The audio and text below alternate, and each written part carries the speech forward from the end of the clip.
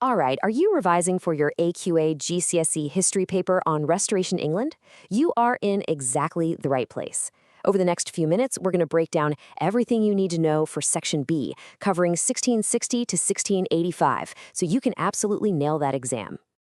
Okay, so here's our game plan. We're going to cover the whole spec: the drama between the king and parliament, the absolute chaos of plague and fire, England's moves on the world stage, and, most importantly, how you can build that top-grade exam answer. Let's dive in.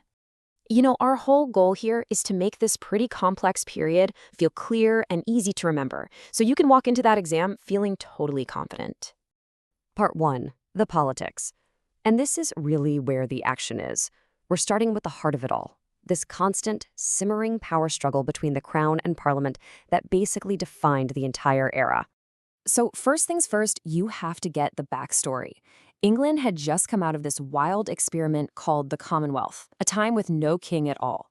So the return of Charles II wasn't just some fancy party, it was a massive shift that dragged the memory of the Civil War and the execution of Charles's own father right back into the center of everything. And this slide?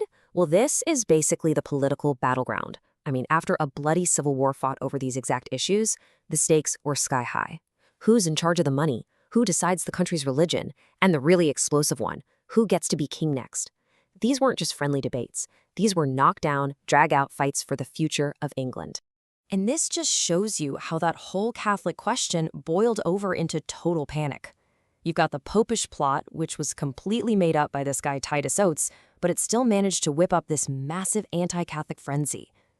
That panic led straight to the exclusion crisis, where Parliament literally tried to change who would be the next king. And then you have the Rye House plot. I mean, assassination was on the table.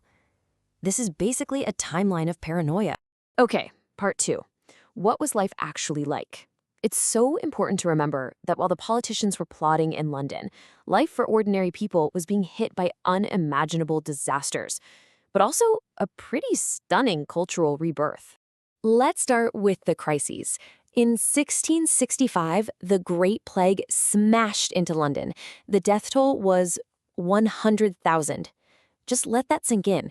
That's a quarter of the entire city's population just gone. It was an absolutely terrifying event that scarred a whole generation.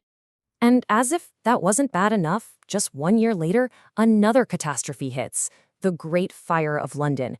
It wiped out over 13,000 houses, burned for 4 days straight, and basically left the heart of the city a smoldering ruin. 2/3 of Londoners were made homeless overnight. Now, here's a top tip for the exam.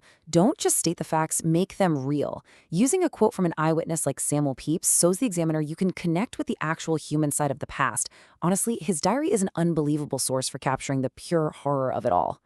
But, and this is such a great point to make in an essay, out of all this crisis, something amazing happened. Creativity exploded. Theaters, which had been shut down by the Puritans, were suddenly back. Coffee houses were buzzing with new ideas. And with the king himself supporting it, you see this flourishing of science and architecture, led by geniuses like Christopher Wren, who would literally rebuild London from the ashes. Okay, part 3. So all this new energy wasn't just staying at home. The country was aggressively looking outwards, trying to expand its influence across the globe through trade, colonization, and war. Now, to really get what England was up to, you have to understand this one key idea: mercantilism. The easiest way to think about it is like a global pie. Everyone thought the pie was only so big, so the goal was to grab the biggest slice you could, even if you had to steal it from someone else. It was the ruthless economic playbook of the time. And this table, it shows you exactly how they put that playbook into action. You've got policies like the Navigation Acts, which were designed to funnel every bit of colonial wealth straight into English pockets. And we have to be really clear here. This whole system was built on brutal exploitation, and it was powered by the horrors of the transatlantic slave trade. And at the same time, you had these huge corporations like the East India Company acting like their own private empires, just grabbing territory like Bombay. So when you're that aggressive about grabbing wealth, what happens? It inevitably leads to war. England's main rival was the Netherlands, and they fought these incredibly brutal naval wars to try and crush their economic power. All this conflict was just part of one big strategy: expand trade, grab land, and make sure England was a major European power. Right, let's switch gears for a second. We've covered the content for the first 3 parts. Part 4 is a bit different. This is all about a specific skill that the examiners test, your ability to analyze a historical site. So let's make sure you're totally ready for it. First up, why should you even care? Well, look at that number, 10%. This one question is worth a full 10% of your entire GCSE history mark. Nailing this is a huge step toward getting the grade you want. You absolutely cannot afford to skip this. So how do you do it? It's simple, really. Just use this 4-step framework. First, what is it and where is it? Second, what does its design tell us? Third, who were the people involved with it? And finally, and this is the most important step, how does it link back to all the big historical events we've been talking about? Right, we've got all the pieces now. The politics, the crises, the culture, and the exam technique. So the final step is to combine all of that into a powerful top-grade argument.